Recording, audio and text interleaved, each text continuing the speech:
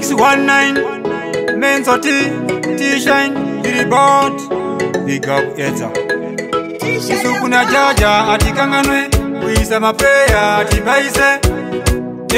atibaise Shine bari za mshini katiraise Kuvako eri chitanga pandiri ndakutenda mwari wenyashi Nukupura kwa muri mwari wenyashi Saka ninda kutenda kwa ndiri nyashi Makanipa chipo kwa ndiri nyashi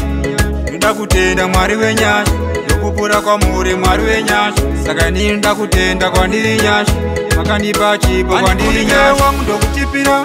Pafeya umwe wangu ndokuchunira Izindeza jaja andikunike Koma kumafanzi andibaise Saka toti usamanyire Saka mbijana usamanyire Komba toti usamanye Koma tina jaja atikwate Kuvako eri chitanga pandiri ndakutenda mwari wenyashi Nukupura kwa muri mwari wenyashi Saka ninda kutenda kwa ndiri nyashi Makanipa chipo kwa ndiri nyashi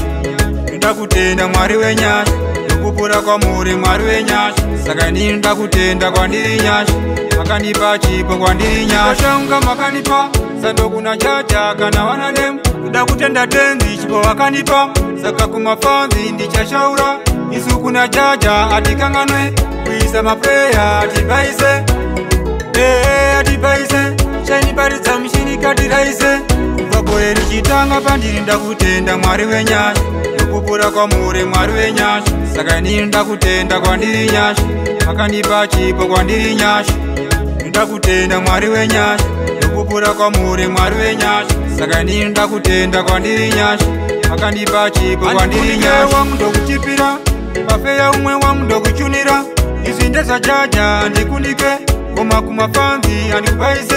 Saka toti usamanyire Saka mbijana usamanyire Komba toti usamanye Koma tina jaja atikwate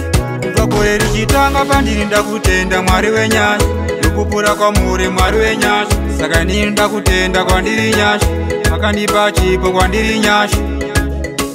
Mwari wenyashi Mwari wenyashi Kwa ndiri nyashi Kwa ndiri nyashi